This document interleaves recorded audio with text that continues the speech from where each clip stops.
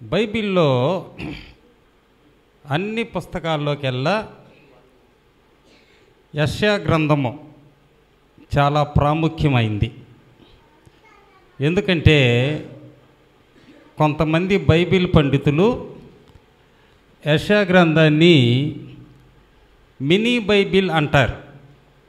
దానికి కారణం బైబిల్లో 66 పుస్తకాలు ఉన్నట్లు యెషయా గ్రంథంలో కూడా 66 అధ్యాయాలు ఉన్నాయి. అంతేకాకుండా యేసు ప్రభు యొక్క జననాన్ని మరణాన్ని కొన్ని వందల సంవత్సరాల క్రితమే యెషయా భక్తుడు ప్రవచనంగా చెప్పాడు. ఆయన యొక్క జననాన్ని చెప్పాడు. ఏలయనగా మనకు శిశువు పుట్టెను, ఆ శిశువు కుమారుడే అని ఆయనకున్నటువంటి గుణగణాలన్నీ చెప్పాడు. ఆయన మరణం విషయానికి వస్తే 53 అధ్యాయం అంతా కూడా ఆయన శిలువ శ్రమలతో నింపాడు. ఈ విధంగా ప్రభు యొక్క జననాన్ని మరణాన్ని రెండింటినీ కూడా యెషయా ప్రవక్త అద్భుతమైన రీతిలో మనకు ప్రవచనాత్మకంగా అందించాడు. నిజానికి యెషయా భక్తుడు చెప్పినప్పుడు యేసు ప్రభు కాదు కదా, యేసు ప్రభు యొక్క పితరులు కూడా పుట్ల. యేసు ప్రభు పుట్టుకకి 700 సంవత్సరాల ముందే యెషయా భక్తుడు ప్రవచించాడు. ఆ దినాల్లో ప్రవక్తలు పరిశుద్ధాత్మ శక్తి చేత నింపబడి ఆ విధంగా ప్రవచించేవారు. అలాగే ఆయన యొక్క శ్రమలను అద్భుతమైన రీతిలో కొన్ని వందల సంవత్సరాలతో భూమి మీద యేసు ప్రభు ఈ విధంగా శ్రమలు పొందుతాడని యెషయా భక్తుడు మనకి 53 అధ్యాయం ద్వారా అందించాడు. అయితే యేసు ప్రభు యొక్క జీవితాన్ని మనం ఒక్కసారి గమనించినట్లయితే ఆయన జీవించింది కేవలం 33.5 సంవత్సరాలే. కానీ ఆయన యొక్క జీవితము చాలా శ్రమలు అనుభవించాడు. అంత ఇదిగా ఏ వ్యక్తి కూడా భూమి మీద జీవించలా. ఆ వయసులో ఎవరో మరణించలా. ఆయన జీవితమే చాలా విషాదకరం. ఆయన బెత్లెహేంలో పుట్టాడు. ఎక్కడ పుట్టాడండి అమ్మా? బెత్లెహేములో. బెత్లెహేంలో ఎక్కడ ప్లేస్ అమ్మా? పశువుల పాక. అందరిది అదే మాట. యేసు ప్రభు పశువుల పాకలో పుట్ల. లోకాసు వార్త 2వ అధ్యాయం 6వ వచనం చూడండి.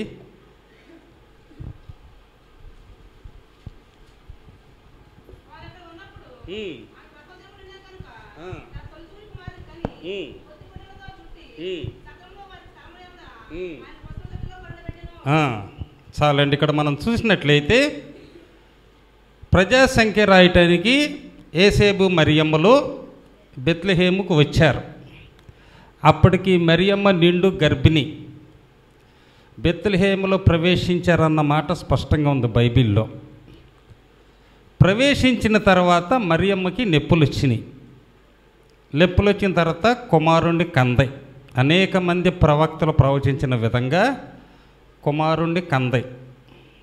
అయితే ఎక్కడ కందో బైబిల్లో వ్రాయబడల. మార్గంలో కంద, మార్గం పక్కన కంద, ఎక్కడ కందో రాయబడల.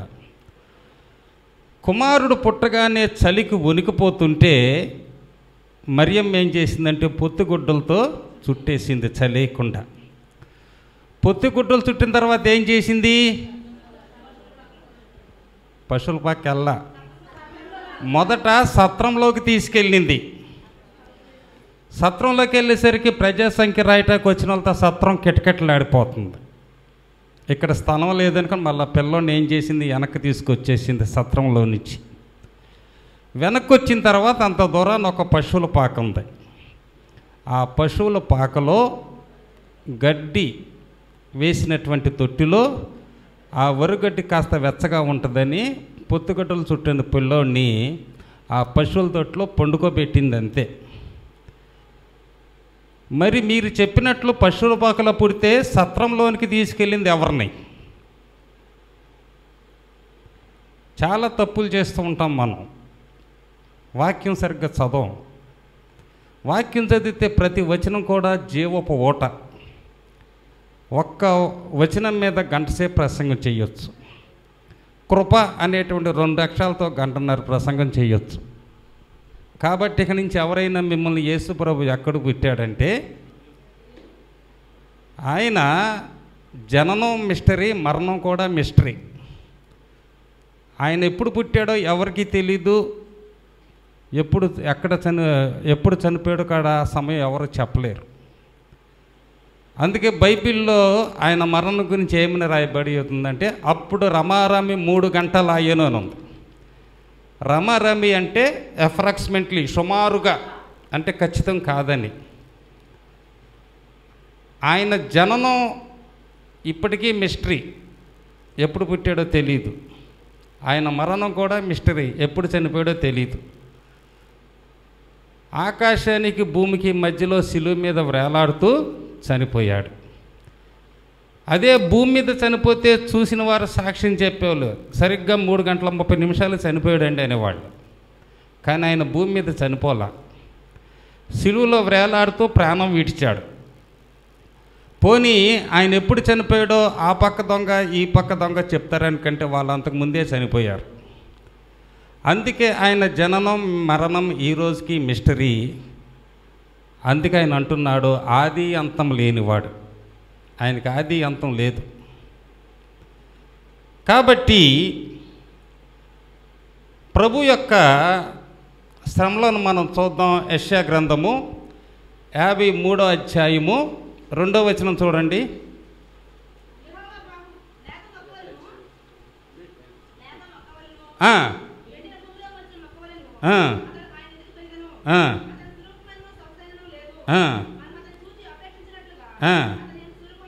చాలండి. ఇక్కడ యెషయా భక్తుడు చూస్తున్నాడు, అప్పుడు యేసుప్రభు పుట్టల. కానీ దర్శనములో ఆత్మపరవశుడై పరిశుద్ధాత్మ శక్తి చేత నింపబడి దర్శనములో ప్రభువును చూస్తున్నాడు. ఆ దర్శనములో యేసు ప్రభు సిలువలో వేలాడుతున్నాడు. ఆయన రూపం ఎలా ఉందంటే, అతనికి సురూపమైనను సొగసైనను, సురూపము అంటే మంచి రూపం. నిజానికి యేసు ప్రభు మంచి అందగాడు. మీకు తెలుసో లేదో, మంచి అందగాడు. యేసు ప్రభు ఎంతగాడో జ్ఞాని అయిన సొలొమోను పరమగీతలో చెప్తున్నాడు. చూడండి, పరమగీతలు 5:10 చూడండి.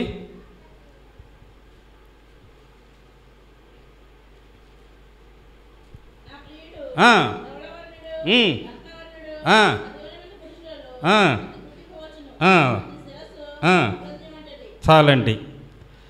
ఇక్కడ ఏమంటున్నాడు, నా ప్రియుడు ధవలవర్ణుడు.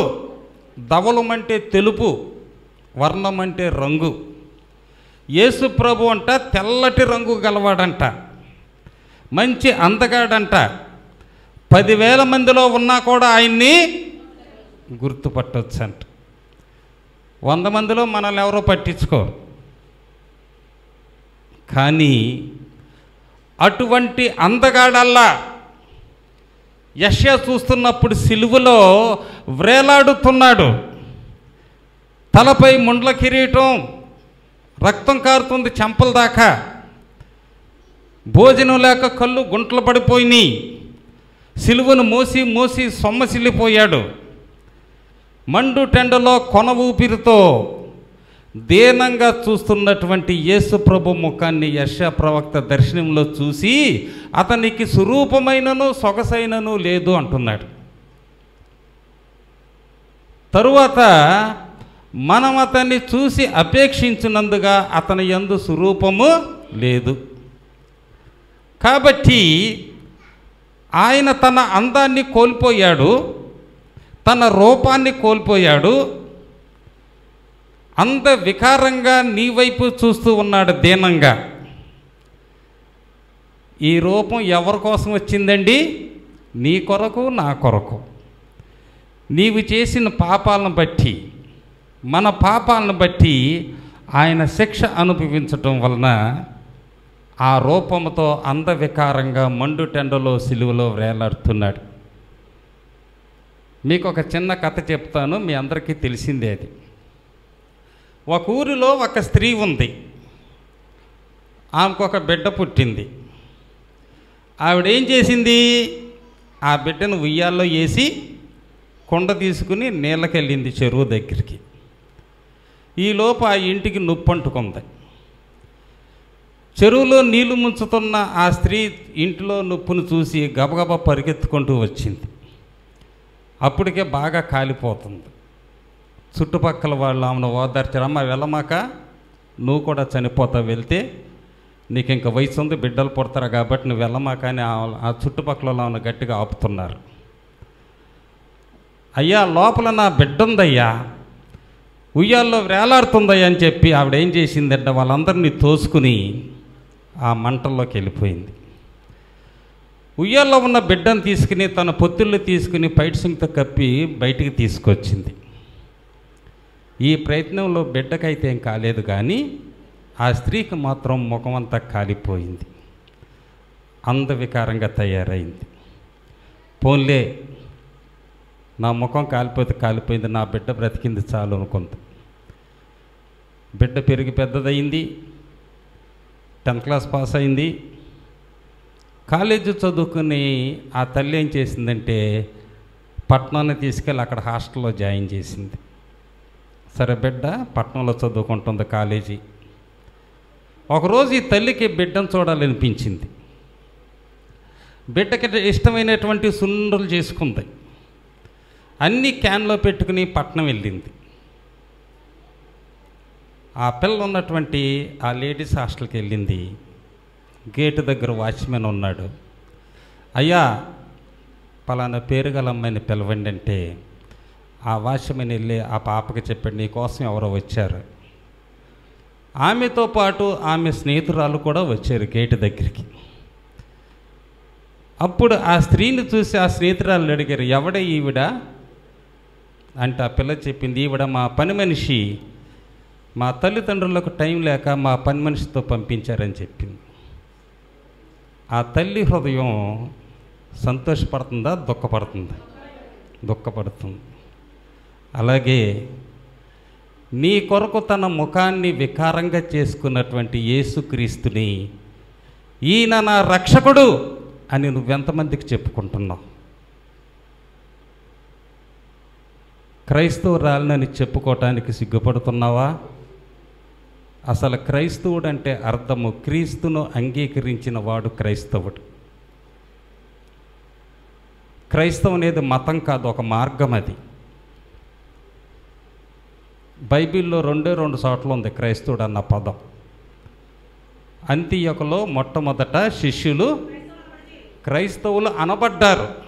అంటే అంతకుముందు వారు ఏ కులానికో మతాలకో చెందినటువంటి వారు క్రీస్తును అంగీకరించిన తర్వాతే క్రైస్తవులు అయ్యారు. కాబట్టి యేసు ప్రభు యొక్క ముఖము ఆయనకు స్వరూపం లేదని ఇక్కడ చెప్తున్నాడు. ఎందుకంటే ప్రతి ఒక్కరికి తీర్పు ఉంటుంది. ప్రతి ఒక్కరూ తీర్పును ఎదుర్కోవాలి, స్త్రీలు కానీ, పురుషులు కానీ, వృద్ధులు కానీ, పిల్లలు కానీ. మత్తయి సువార్తికుడు ఏం చెప్తున్నాడో చూద్దాం. మత్తయి సువార్త 10వ అధ్యాయం 32వ వచనం.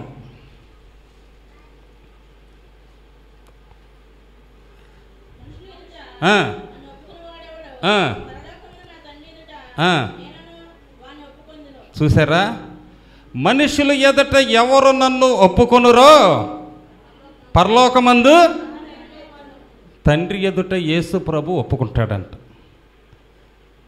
నీవు తీర్పు దినాన్న తండ్రి దగ్గర నిలబడ్డప్పుడు కుమారుడైన యేసు ప్రభు సాక్ష్యం చెప్తాడు నీ గురించి.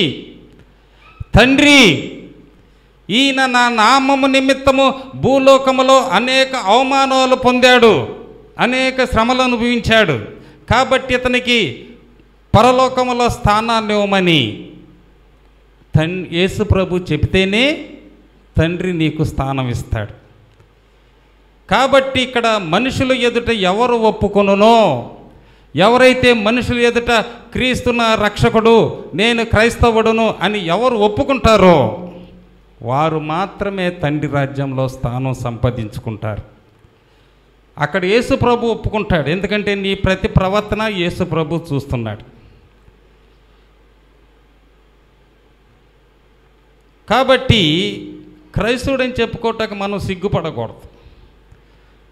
కొంతమంది ఏం చేస్తారంటే బైబిల్ని పైట్సింగ్లో చుట్టుకుని వస్తారు, ఇంటి దగ్గర నుంచి ఎవరు చూడకుండా గుళ్ళోకి వచ్చినాకే ఓపెన్ చేస్తారు.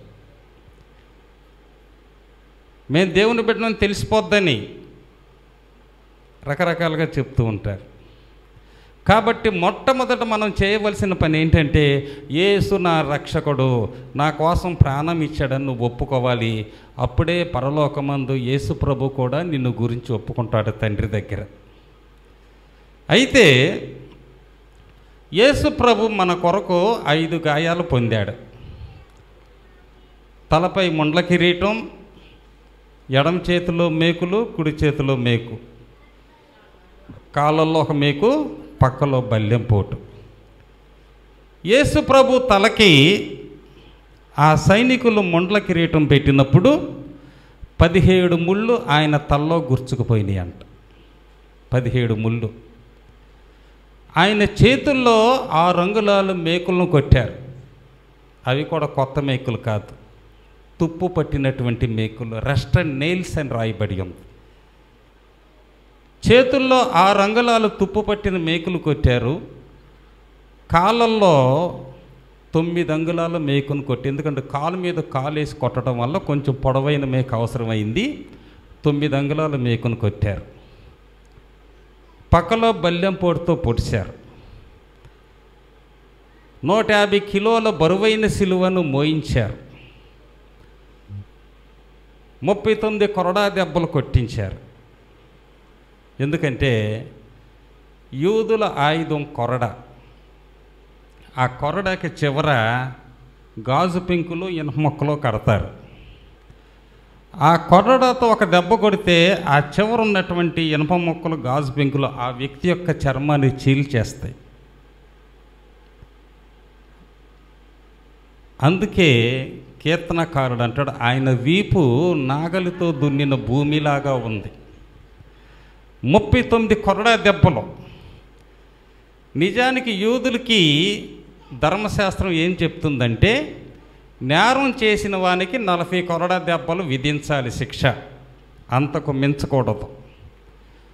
40 కన్నా ఎక్కువ కొట్టినట్టయితే ఆ కొట్టినవాడు ధర్మశాస్త్రాన్ని మీరాడు కాబట్టి అతన్ని నేరస్తుడు అవుతాడు, మళ్ళీ అతను 40 దెబ్బలు కొట్టాలి. అందుకే యూదులు ఏం చేస్తారంటే, ఎందుకన్నా మంచిదని ఒక దెబ్బ తక్కువ కొడతారు, 39 కొడతారు. పొరపాటున ఒకటి ఎక్స్ట్రా కొట్టినా 40 సరిపోద్దని. యేసు ప్రభు అయితే ఒక్కసారే 39 కొరడా దెబ్బలు తిన్నాడు. కానీ అపోస్తలుడైన పౌలు ఎన్నిసార్లు తిన్నాడో తెలుసా? కొరింథీయులకు రాసిన 2వ పత్రిక 11వ అధ్యాయము 24వ వచనం చూడండి.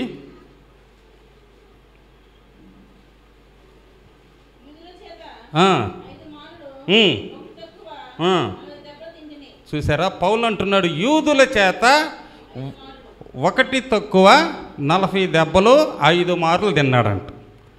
యేసు ప్రభు ఒక్కసారి తింటే అపోస్తలుడైన పౌలు సువార్త ప్రకటించినందుకు 5 సార్లు శిక్షించారు. మొదటిసారి కొట్టగానే సువార్తను ఆపేలా, వేరే ప్రాంతానికి వెళ్ళి చెప్పాడు, అక్కడ పట్టుకుని మళ్ళా కొట్టారు, అయినా ఒకడు ఆపలా.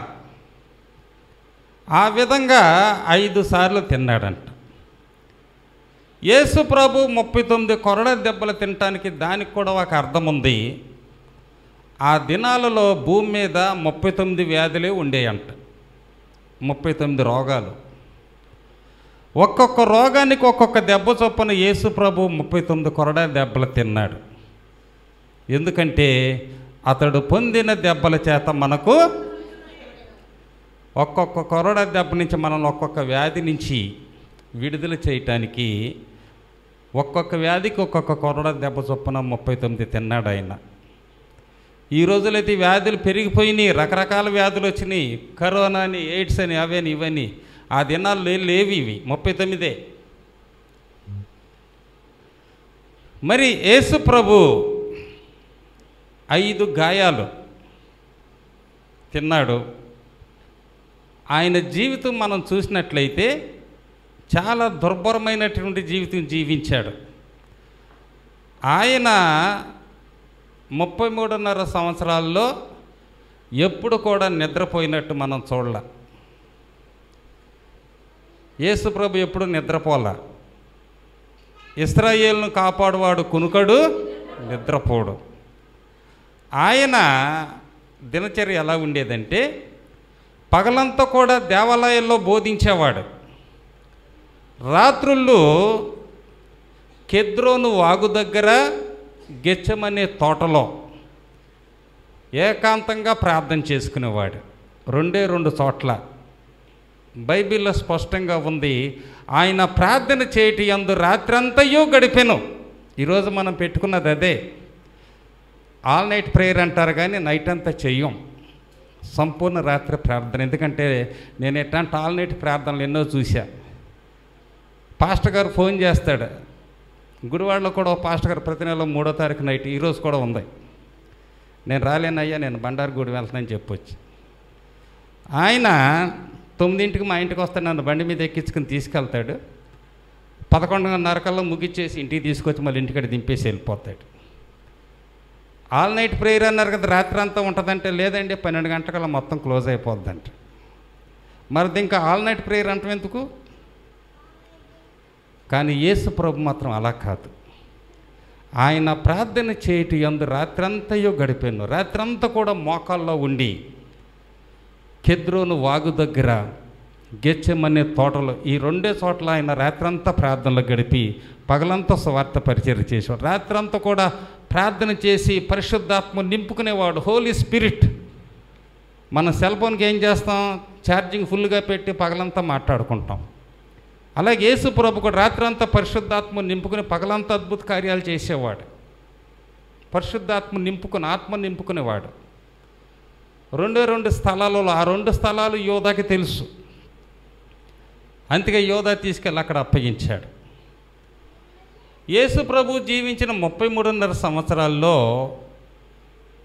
ఆయన బెత్లెహేములో హేరోదు రాజు చంపాలనుకున్నప్పుడు దూత చెప్పింది, యేసేబు నువ్వు వెంటనే ఈ బాబుని తీసుకుని ఐగుప్తుకి వెళ్ళిపో అని. అక్కడి నుంచి నజరేతుకు వెళ్ళాడు. చక్కగా యేసేబు మరియమ్మ ఇంటిలో పెరిగాడు యేసు ప్రభు. యేసు ప్రభు పుట్టిన తర్వాత మరియమ్మ యేసేబులు కాపురం చేశారు. వారికి 6 పిల్లలు కలిగారు. 4 మగపిల్లలు, 2 ఆడపిల్లలు. వాళ్ళ పేర్లు మార్కు 6వ అధ్యాయంలోనే తర్వాత చదువుకోండి. యేసు ప్రభుకు 4 తమ్ముళ్ళు, 2 చెల్లెళ్ళు ఉన్నారు. అయితే యేసు ప్రభుకి 12వ ఏట యేసేబు చనిపోతాడు. దానికి కారణం యేసేబుకి మరియమ్మకి వయసులో చాలా వ్యత్యాసం ఉంది. మరియమ్మ కన్యక, కానీ ఆమెను వివాహం చేసుకున్నటువంటి యేసేబు మాత్రం చాలా వయసు మళ్ళినవాడు. మరియమ్మ కంటే రెట్టింపు వయసు గలవాడు యేసేబు. అందుకే పిల్లలు చిన్న వయసులో ఉండగానే యేసేబు చనిపోతాడు. యేసేబు చనిపోయినప్పుడు యేసు ప్రభు వయసు 12 సంవత్సరాలు. ఎంతండి యేసు ప్రభు వయసు? 12 సంవత్సరాలు. మరి మరియమ్మ ఆడమనిషి, బయటికి వెళ్ళలేదు. పైగా యూదుల ఆచారం ప్రకారం స్త్రీ ఇంట్లోనే ఉండాలి, బయటికి వెళ్తే ముసుగు వేసుకుని వెళ్ళాలి, భర్త తప్ప పరాయ పురుషుడు ఆ స్త్రీని ముఖం చూడకూడదు. అటువంటి కట్టుబాట్లు ఉన్నాయి ఆ దినాల్లో. మరియమ్మ ఇంటిలోనే ఉండేది. 7 పిల్లలను పెట్టుకుంది యేసు ప్రభుతో పాటు. భర్త చనిపోయాడు. అప్పుడు యేసు ప్రభు వయసు 12 సంవత్సరాలు. 12 సంవత్సరాల వయసులోనే యేసు ప్రభు వడ్రంగి పని చేసి కుటుంబాన్ని పోషించాడు.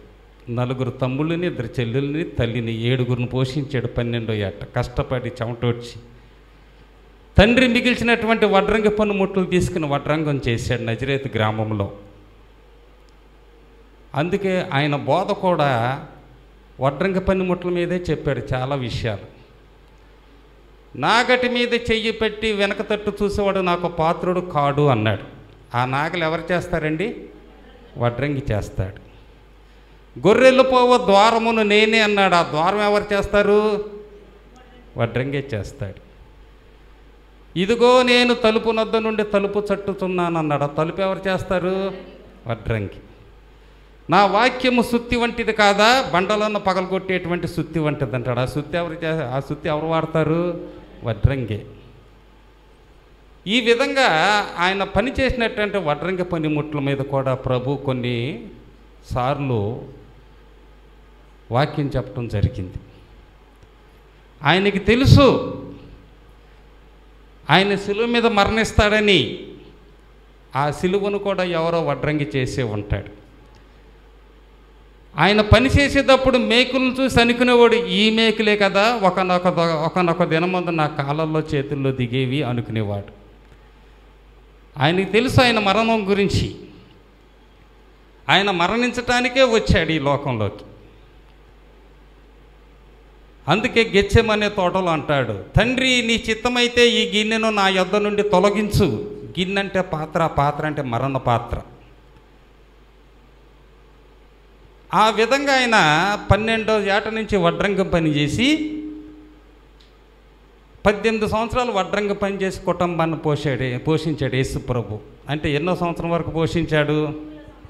30. 12వ ఏట నుంచి మొదలెట్టి 18 సంవత్సరాలు చేస్తే 30 వయసు. యేసు ప్రభుకు 30 సంవత్సరాల వయసు రాగానే తమ్ముళ్ళు చెల్లెళ్ళు పెద్దోళ్ళు అయ్యారు, వాళ్ళ పని వాళ్ళు చేసుకోగలరు, కాళ్ళ మీద నిలబడ్డారని. అప్పుడు 30వ ఏట యేసు ప్రభు నజరేతును విడిచి యోర్దాను నది వద్దకు వెళ్ళాడు. అక్కడ బాప్తిసం తీసుకుని సువార్త పరిచర్య మొదలుపెట్టాడు.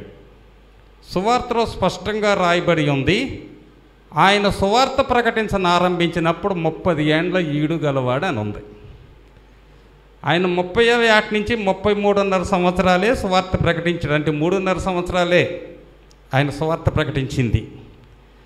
ఈ 3.5లోని ఎన్నో అద్భుతాలు, ఆశ్చర్యకార్యాలు 3.5 సంవత్సరాల్లోనే చేశాడు ఆయన. యూదుల ఆచారం ప్రకారం, ఎందుకంటే యేసు ప్రభు ఈ లోకంలో మరి మనిషి అన్నాక ఏదో ఒక మతంలో కులంలో పుట్టాలి కాబట్టి యోధా మతంలో పుట్టాడు యేసు ప్రభు. ఎందుకంటే ఆయన యోధా గోత్రపు సింహం. యోధ అంటే స్తుతి, స్తుతి పాత్రుడు, స్తుతింపదగినటువంటి వాడు. ప్రతి మానవుడు కూడా దేవుని స్తుతించాలి. యెషయా భక్తుడు అంటున్నాడు, నా మహిమ నిమిత్తం నేను సృజించిన జనులు నా స్తోత్రమును ప్రచురము చేయుదురు. మానవుడన్న ప్రతివాడు దేవుని స్తుతించాలి. అందుకే కీర్తనకారుడు 150 కీర్తన చివర్లు అంటాడు, సకల ప్రాణులు యెహోవాను స్తుతించునుగాక. స్తుతి పాత్రుడు. యోధ అంటే స్తుతి. ఆయన పుట్టినప్పుడు ఒకేసారి 3 లోకాల్లో స్తుతి జరిగింది. భూమి మీద గొర్రెల కాపరు స్తుతించారు, ఆకాశంలో సూర్యచంద్ర నక్షత్రాలు స్తుతించిని, పరలోకంలో దేవదూతలు స్తుతించరేమని. సర్వోన్నతమైన స్థలములలో దేవునికి మహిమయు, ఆయనకిష్టులైన వారికి భూమి మీద సమాధానం. ఒకేసారి 3 లోకాల్లో స్తుతి జరిగింది. కాబట్టి యేసు ప్రభు చాలా విషాదకరమైనటువంటి జీవితం జీవించాడు ఈ లోకములో. ఏ పాపము చేయనప్పటికీ, ఏ నేరము చేయనప్పటికీ ఆయన శిక్ష అనుభవించాడు. నిజానికి యూదుల ఆచారం ప్రకారం ఒక నేరస్తుని శిక్షించాలంటే సూర్యోదయం నుండి సూర్యాస్తమయం వరకే శిక్షించాలి. సూర్యోదయం అంటే ఉదయం 6 గంటలకి, సూర్యాస్తమయం అంటే సాయంకాలం 6 గంటలకి. ఒక నేరస్తుని శిక్షించాలంటే ఉదయం 6 గంటల నుంచి సాయంకాలం 6 గంటల లోపే శిక్షించాలి. 6 గంటలు దాటితే శిక్షించకూడదు. కానీ యేసు ప్రభుకు అందుకు విరుద్ధంగా యూదుల ఆచారానికి వ్యతిరేకంగా రాత్రిపూట రహస్యంగా బంధించి శిక్షించారు. ఒకవేళ పగలు గనుక ఆయన బంధించినట్లయితే యూదులంతా తిరగబడేవారు. ఆయన ఏమి నేరం చేశాడని మీరు బంధించారు, ఆయన చేసిన తప్పేంటని అడిగేవారు ప్రధాన యాజకుల్ని. అందుకే రాత్రి వేళ ధర్మశాస్త్రానికి విరుద్ధంగా ఆయన బంధించి శిక్షించారు. 39 కొరడా దెబ్బలు కొట్టిన తర్వాత 150 కిలోల బరువైన సిలువను ఆయన చేత మోపించారు. ఉదయం 6 గంటల నుంచి 9 గంటల వరకు సిలువను మోపించారు. ఆయన పిలాతు రాజమందిరం నుండి గొల్గొతా కొండ యొద్దకు వెళ్ళటానికి 3 గంటల సమయం పట్టింది. ఉదయం 6 గంటలకి సిలువ భుజాన్ని వేసరికి అప్పుడే ప్రజలు ఒక్కొక్కరు నిద్రలేస్తున్నారు. లేచేలకి ప్రభువుని చూసి ఆశ్చర్యపోయి, ఇదేంటి, ఈయనకి శిక్ష ఏంటి, సిలువ మరణం ఏంటి అని చెప్పి ఆశ్చర్యపోయారు. అప్పటికే జరగరాంది జరిగిపోయింది. 2 సార్లు తుల్లి పడిపోయాడు, తనంతట తానుగా లేచాడు. 3వసారి మాత్రం పడిపోయాడు, లేవలేకపోయాడు. ఎందుకంటే ఆ రాత్రంతా కూడా ఆయన ఏమీ తినలా. ఈ కొరడ దెబ్బలకి ఆయనలోని రక్తమంతా కూడా బయటికి పోయింది. నిశ్చేష్టుడయ్యాడు, నిస్సహాయుడయ్యాడు. అందుకే 3వసారి పడి లేకలేకపోయేసరికి ఆ శతాధిపతి ఆ గుంపులో ఉన్న ఒక అతని చేపట్టుకు ముందుకు లాగాడు. అతని పేరు కురేనీయుడైన సీమోన్. సీమోన్ అనే పేరు గల బైబిల్లో 9 మంది ఉన్నారు. ఇతడు దక్షిణాఫ్రికాలోని కురేనియా అనే ప్రాంతం నుంచి రావటం వలన కురేనీయుడైన సీమోన్ అయ్యాడు. ఈ సీమోను వీళ్ళంతా యెరూషలేముకి ఎందుకు వచ్చారంటే, ధర్మశాస్త్రం యూదులకి ఒక మాట చూడండి, నిర్గమకాండము 23:14 చూడండి.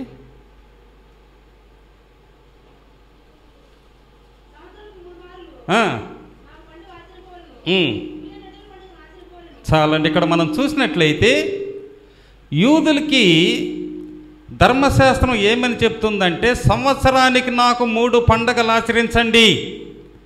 ఆ 3 పండుగలు ఏమిటంటే, ఒకటి కోత పండుగ, 2వది గుడారాల పండుగ, 3వది పస్కా పండుగ. 3 పండుగలు పాత నిబంధనలో. ప్రతి పండగకి 2 పేర్లు ఉన్నాయి. కోత పండగకేమో పల సంగ్రహపు పండగ అన్నారు, గుడారాల పండగనేమో పర్ణశాలల పండగ అన్నారు, పస్కా పండగని పులియని రొట్టెల పండగ అన్నారు. యూదులకు ధర్మశాస్త్రం ఇదే చెప్పింది, 3 పండగలు ఆచరించండి. 17వ వచనం చూడండి.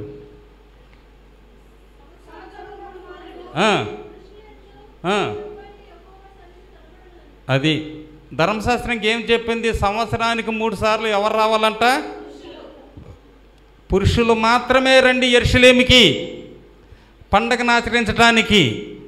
స్త్రీలు రావద్దు, ముసలివాళ్ళు రావద్దు, పిల్లలు రావద్దు, పురుషులు మాత్రమే యెరూషలేముకి రండి. 3 పండగలకి పురుషులందరూ యెరూషలేముకి వచ్చి 3 పండుగలు యెరూషలేములోనే ఆచరించాలి.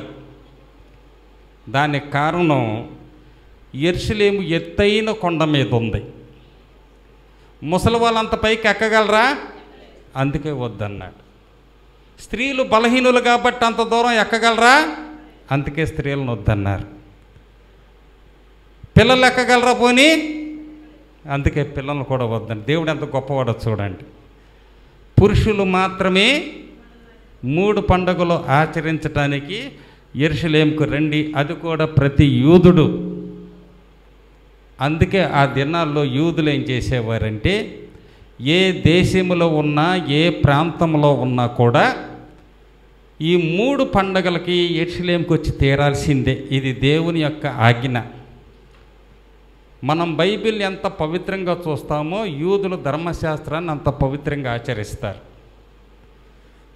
అయితే యెరూషలేము ఎత్తైన కొండ మీద ఉండటం వల్ల వారి కొండలన్నీ ఎక్కుతూ వెళ్ళాలి. ఆ దినాల్లో కొండలు దట్టమైన చెట్లతో పొదలతో నిండిపోయేది. చీమలు, పాములు, తేళ్ళు, అనేక విషసర్పాలు, విషపురుగులు ఉండే ఆ యొక్క పొదల్లో. కానీ యూదులు కాలినడకన వెళ్ళాలి యెరూషలేముకి. అందుకే యూదులు ఏం చేసేవాళ్ళంటే, తినుబండారాలను గంపల్లో పెట్టుకుని, ఎందుకంటే యూదులు గంపలను వాడతారు, ఆహార పదార్థాలని తినుబండారాలని దాచుకోవటానికి గంపలను వాడతారు. అందుకే 5 రొట్టెలు 2 చేపలు 5,000 మంది తినగా ఇంకెంత మిగిలిందండి? 12 గంపలు. యూదులు గంపల నిండా ఆహార పదార్థాలు తినుబండారాలు పెట్టుకుని 4-5 రోజులు సరిపడా పెట్టుకుని అది నెత్తి మీద పెట్టుకుని యెరూషలేము కొండకి ప్రయాణం అయ్యేవారు. ఎలాగంటే పాటలు పాడుకుంటూ శబ్దం చేసుకుంటూ వెళ్ళేవాళ్ళు. ఎందుకు శబ్దం చేసుకుంటూ పాటలు పాడుతూ వెళ్ళేవాళ్ళు చెప్పగలరా? ఆ చెట్ల పొదల్లో విషసర్పాలు, పురుగులు, చీమ చిట్ట ఉంటాయని పాటలు పాడుకుంటూ వెళ్తే ఆ శబ్దానికి అవి పోతాయి అని చెప్పి గట్టిగా అరుచుకుంటూ వెళ్ళేవాడు.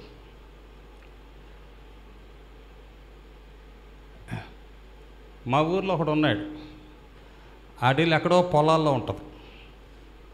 రాత్రి 10 వరకు సారా కొట్టుకాడు ఉండి తాగి చీకట్లో ఒక్కడే వెళ్ళాక దేవా పాపి నేను పాట పాడుకుంటూ వెళ్తాడు భయం వేసి.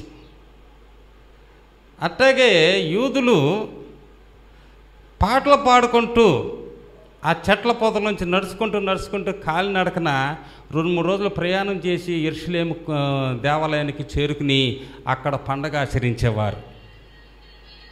అందుకే యూదులు యాత్ర చేసేటువంటి పాడిన కీర్తనల్ని మనకి 150 కీర్తనలో కొన్ని కీర్తనలు ఆ దినము వారు పాడినవే.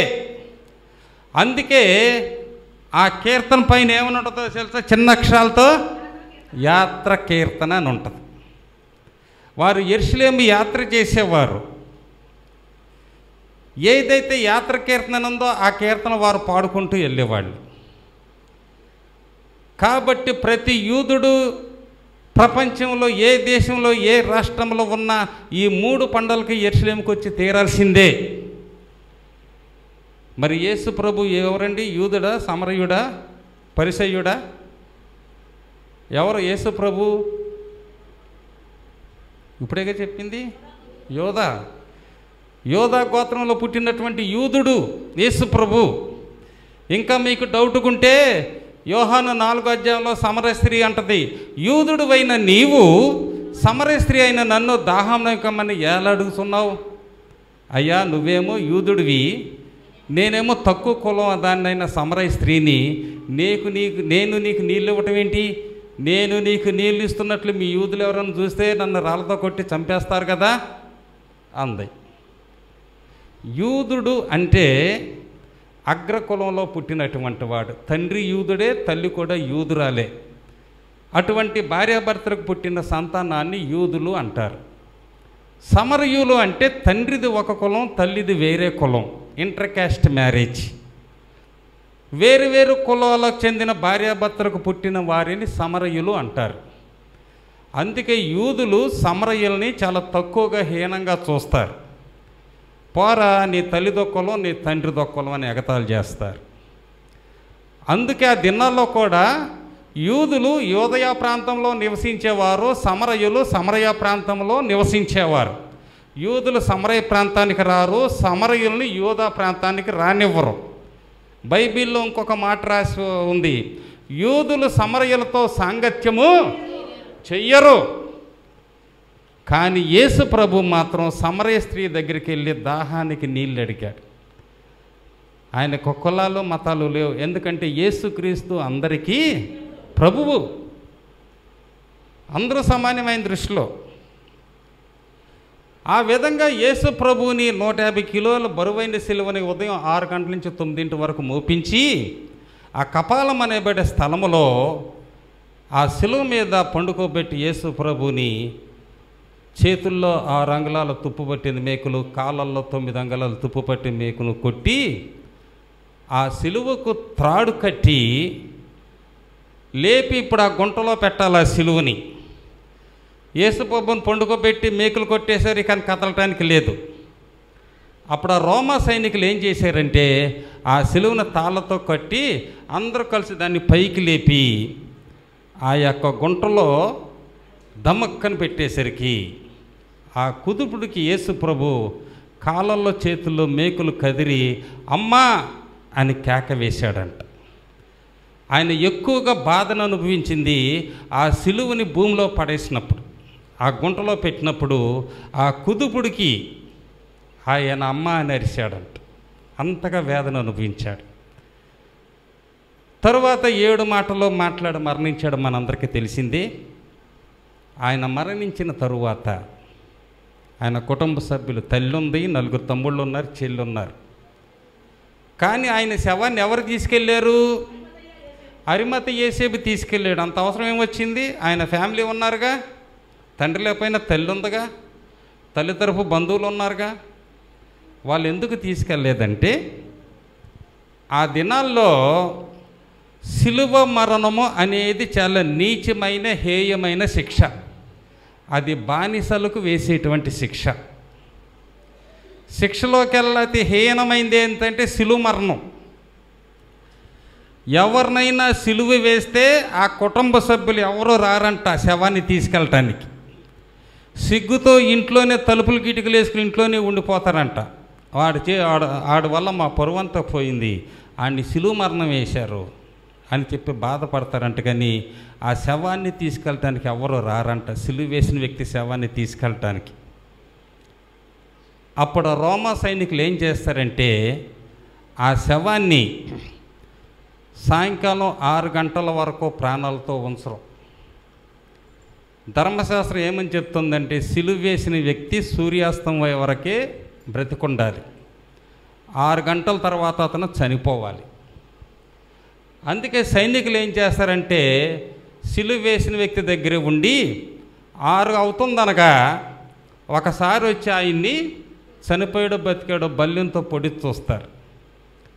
బ్రతికుంటే ఏం చేస్తారని, ఇంకా వీడికి ప్రాణం ఉంది, 6 గంటల వరకు ఉండేటట్టున్నాడని ఏం చేస్తారంటే ఆ సిలువలో వేలాడుతున్న వ్యక్తి 2 మోకాళ్ళు నరికేస్తారు. ఆ 2 మోకాళ్ళు నరికేసినప్పుడు ఏమవుతుందంటే అతలో ఉన్న రక్తం అంతా కూడా భూమి మీదకి కారిపోయి శరీరంలో రక్తం అంతా పోయి అతను స్పృహ తప్పి ప్రాణం విడుస్తాడు. త్వరగా చనిపోవాలని అట్లా చేస్తారు. కానీ యేసు ప్రభు విషయంలో అలా జరగల. రోమా సైనికులు ఆయన కాళ్ళు విరక్కొట్ల. దానికి ఒక ప్రవచనం ఉంది, ఆయన ఎముకలలో ఒక్కటియూ విరవబడలేదు.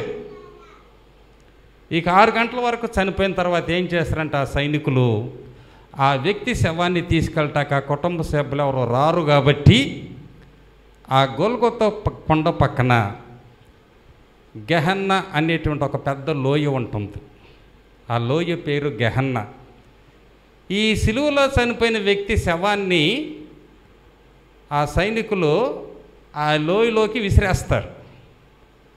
అప్పుడేమవుతుంది, గద్దలో రాబందులు ఆ వ్యక్తి యొక్క శవాన్ని పీక్కుని తింటాయి. అలా శవం కుళ్ళిపోతుంది లోయలో.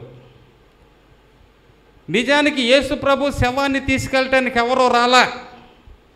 లెక్క ప్రకారం ఏం చెయ్యాలి, రోమా సైనికుడు యేసు ప్రభు శవాన్ని లోయలో పడేయాలి. అప్పుడేమవుతుంది, యేసు ప్రభు శవం 2 రోజులకి కుళ్ళిపోతుంది. దానికి ఒక ప్రవచనం ఉంది, నీవు నీ పరిశుద్ధుని కుళ్ళు పట్టనివ్వు. అందుకే లోయలో వేయకుండా యెహోవా దేవుడు అరిమతయి యోసేపుని లేవనెత్తాడు. అరిమతయి యోసేపుతో పాటు ఇంకొక వ్యక్తి వెళ్ళాడు యేసు ప్రభు శవాన్ని తీసుకురావటానికి, నీకోదేమనేటువంటి ఒక పరిసయ్యుడు.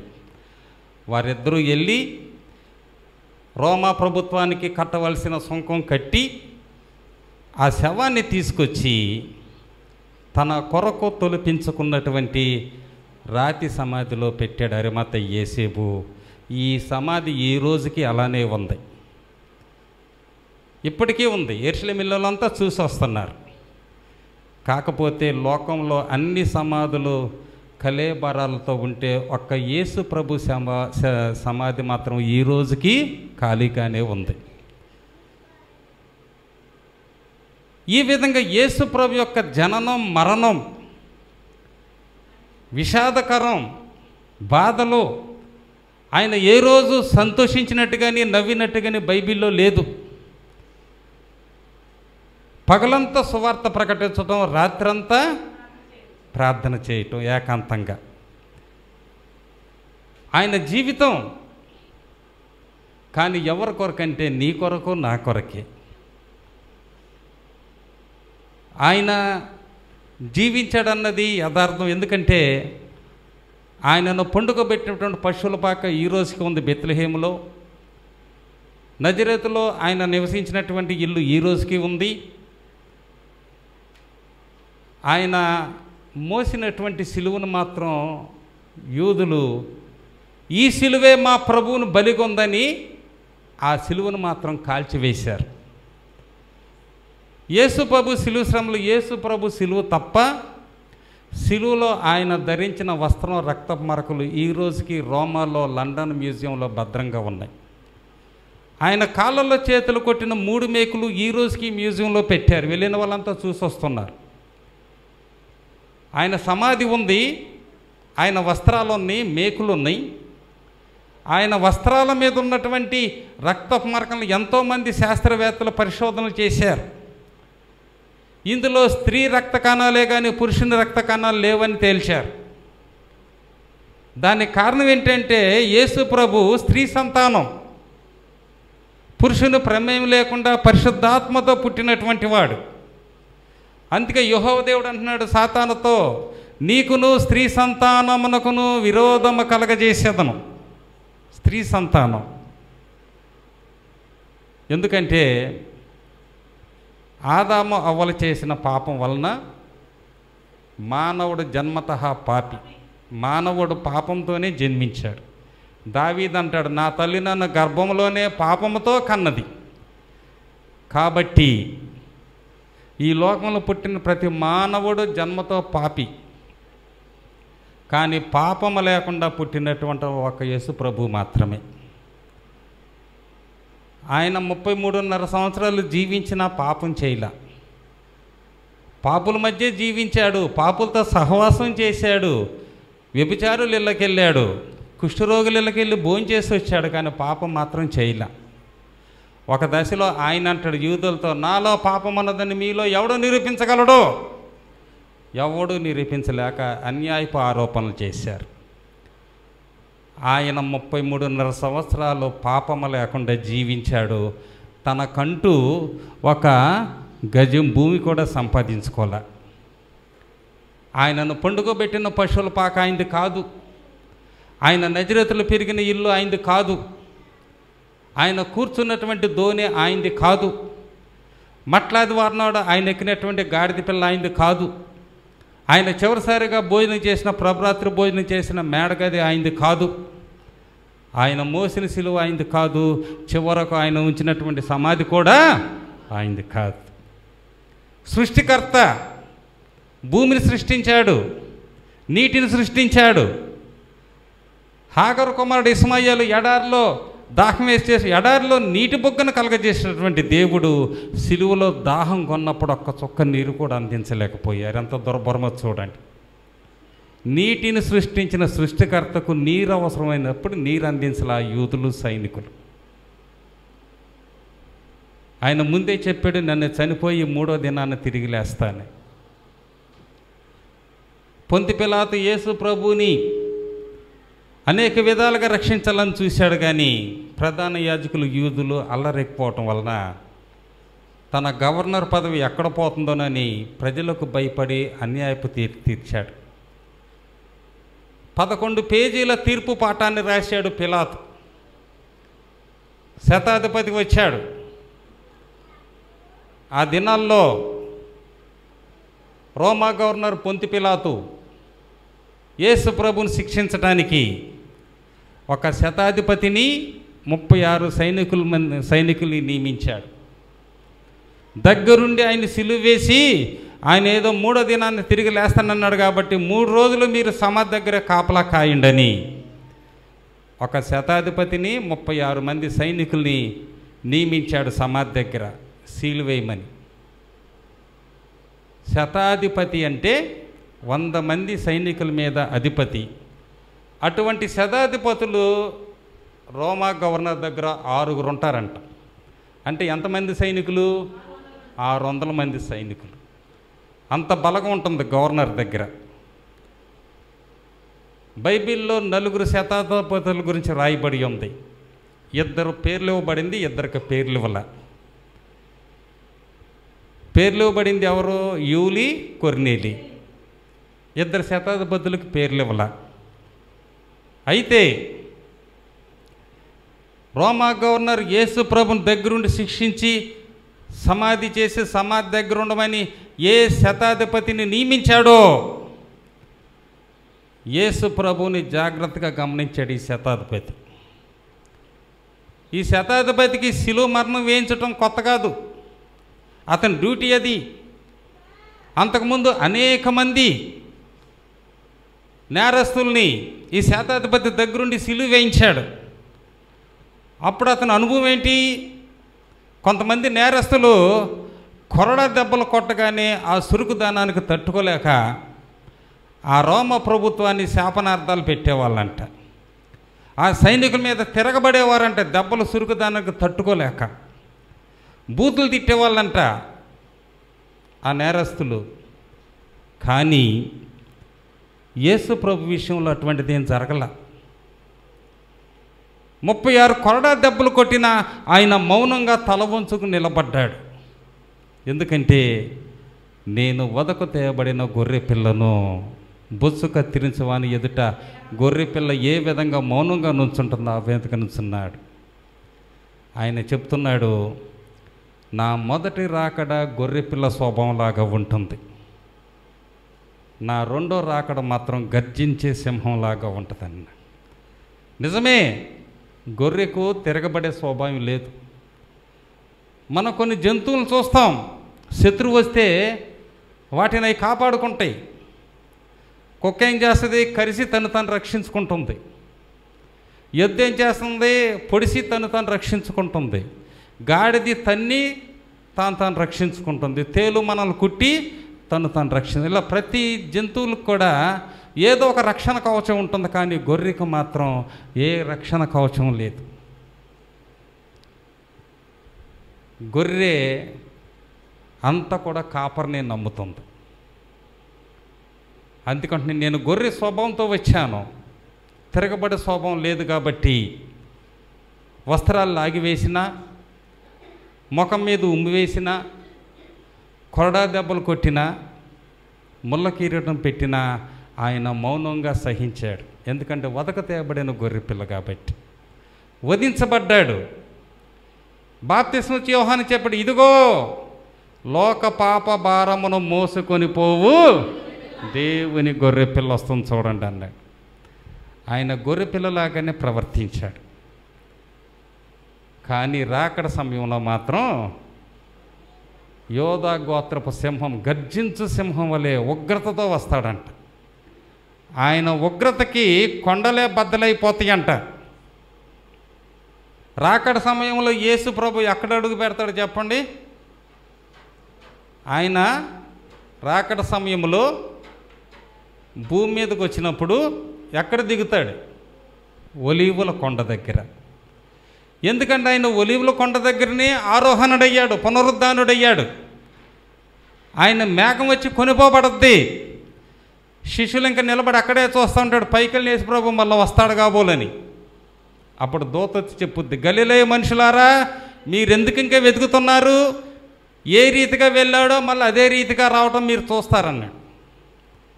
కాబట్టి రెండవ రాకడలో యేసు ప్రభు మొట్టమొదటి పాదం ఒలీవు కొండ మీద పెట్టినప్పుడు ఆ కొండ అంట కుడివైపుకు సగం కొండ, తూర్పు తట్టుకు సగం కొండ బద్దలైపోయి మధ్యలో పెద్ద లోయ ఏర్పడుతుందంట. అంటే ఆయన ఉగ్రతకు కొండలే బద్దలైపోతాయి రాకడ సమయంలో. ఎవరైతే ఆయన బిడ్డలుగా జీవిస్తారో వారు మాత్రమే ఎత్తబడతారు. నీతిమంతులు, పాపులకు 7 ఏండ్ల శ్రమలు భూమి మీద. ఇప్పుడున్న ఆకాశం భూమి గతించిపోతుంది. ప్రకటన 21 మొదటి వచనంలో ఉంటుంది. ప్రకటన 21:1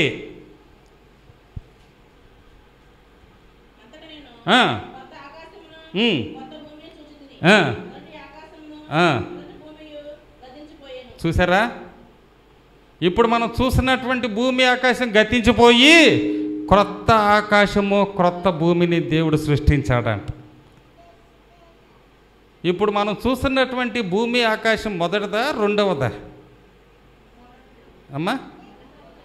మొదటిది కాదు. యెహోవా దేవుడు భూమి ఆకాశాలని 3 సార్లు సృష్టించాడు. ఆదికాండం 1:1 ఏమని ఉంటుంది? ఆది యందు దేవుడు భూమి ఆకాశం సృజించెను. భూమిని ఆకాశం సృజించాడు, భూమి నిరాకారముగా ఉండినని ఉంటుంది. నిరాకారం అంటే ఆకారం లేకుండా ఉండటం. అదే యెషయా 45:18 చూడండి.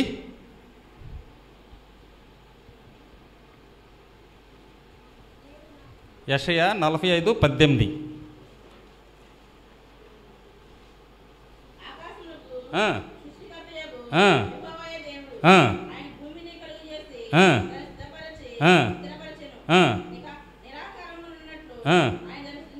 చూసారా ఏమనుంది అక్కడ? నిరాకారముగా ఉండునట్లు ఆయన దానిని, అంటే ఏంటి దాని అర్థం?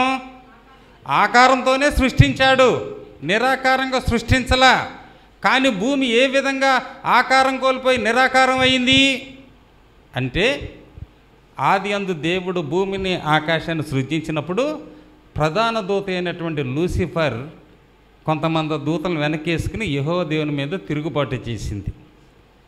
అప్పుడు యెహోవా దేవుడు ఏం చేశాడంటే ఆ లూసిఫర్ని దాని అనుచరుల్ని పాతాళానికి నెట్టివేశాడు. ఆ నెట్టివేయటం వలన దేవుని యొక్క ఉగ్రతకి భూమి కంపించిపోయి తన ఆకారాన్ని కోల్పోయింది.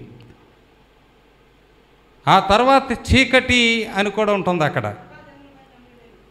చీకటి అగాధములో కమ్మి ఉండెను. అప్పుడు రెండవసారి నిరాకారంగా ఉన్న భూమిని దేవుడు గుండ్రంగా సృష్టించాడు ఆకారంతో. చీకటి ప్రాలదోలటానికి వెలుగును సృష్టించాడు. కాబట్టి ఇప్పుడు మనం చూస్తున్నటువంటి భూమి ఆకాశం రెండవసారి సృష్టించబడ్డది. మూడవసారి మనం చెప్పుకున్నప్పుడు అంతటా నేను కొత్త ఆకాశంలో కొత్త భూమిని చూచి తిని, ఇప్పుడున్న భూమి ఆకాశం కూడా పోయి రాకడ సమయంలో క్రొత్త ఆకాశము క్రొత్త భూమి వస్తుందంట. అందుకే దేవుడు నీతిమంతుల కోసం త్వరగా రానయ్యి ఉన్నాడు. మనం రాకడికి చాలా దగ్గరలో ఉన్నాం, మీరు గమనించారో లేదో కానీ. ఎందుకంటే సృష్టి నుంచి అబ్రహాము వరకు 2000 సంవత్సరాలు, ఆదాము నుండి అబ్రహాము వరకు 2000 సంవత్సరాలు, అబ్రహాము నుండి యేసు ప్రభు వరకు 2000 సంవత్సరాలు. మొత్తం ఎన్ని సంవత్సరాలు అయినాయి? 4000. యేసు ప్రభు పుట్టిన క్రీస్తు శకం నుంచి ఈ రోజు వరకు ఎన్ని సంవత్సరాలండి? 2025. మొత్తం ఎన్ని సంవత్సరాలు అయినాయి సృష్టి మొదలై ఇప్పటి వరకు? 6000. రైట్. పేతురు భక్తుడు అంటాడు, ప్రియులారా ప్రభు దృష్టికి ఒక దినము 1000 సంవత్సరం వల్లెనో 1000 సంవత్సరాలు ఒక దినంలాగా ఉన్నాయంట. ఇప్పుడు 6025 సంవత్సరాలు అయింది కదా, ఎన్ని దినాలు అయింది? 6000కి 6 దినాలు పూర్తవగా 7వ దినంలో ఉన్నాం మనం.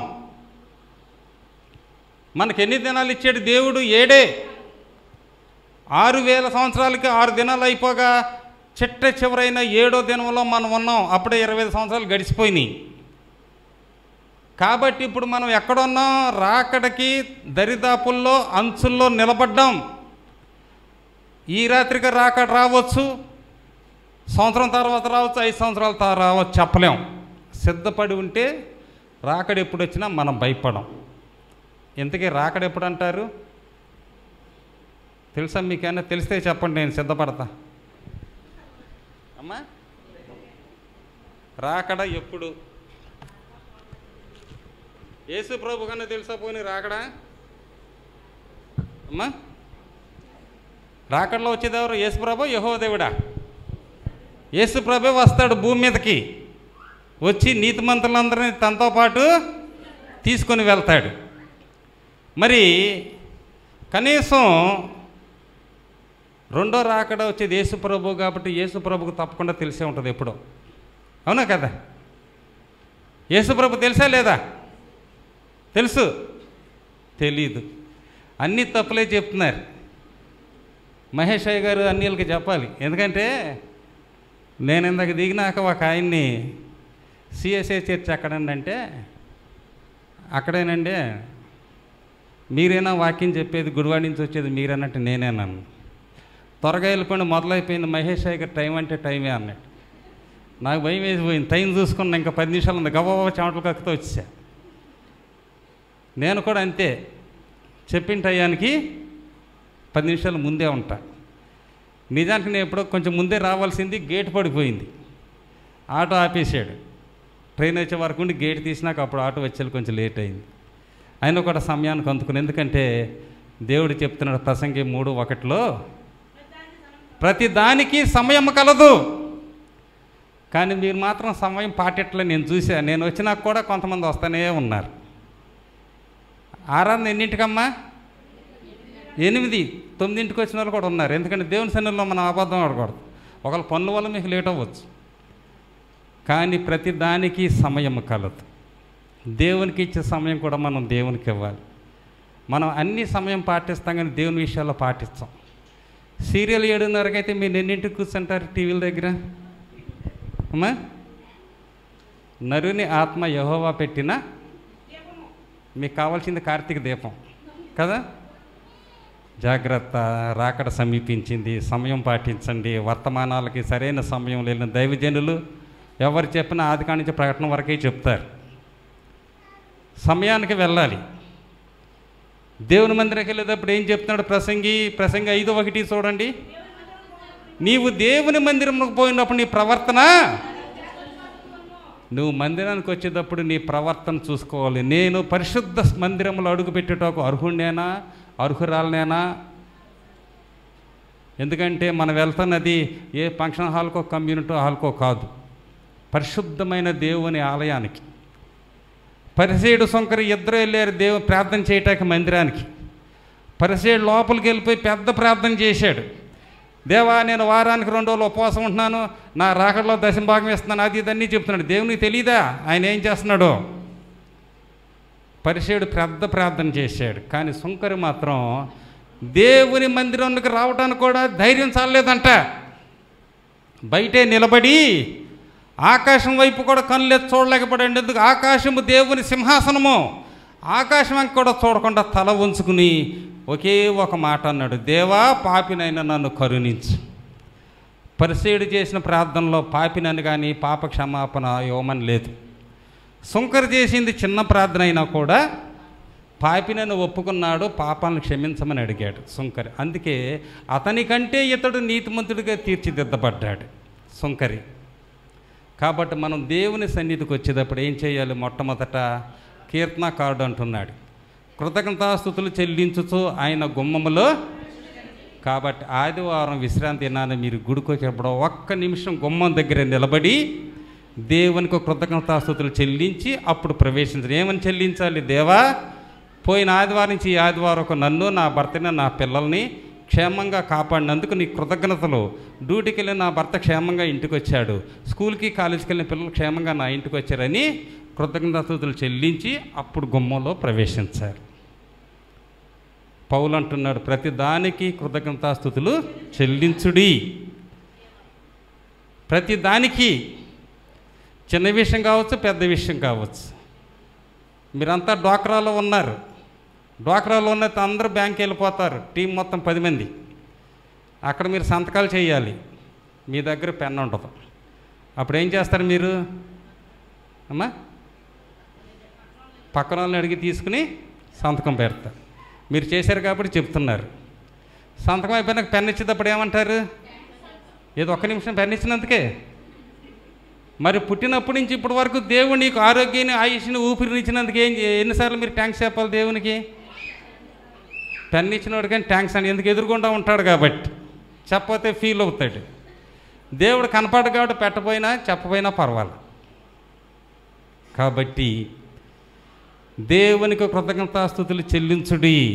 ప్రతి విషయమునందు, అది చిన్నదైనా పెద్దదైనా కూడా చెల్లించాలి దేవునికి.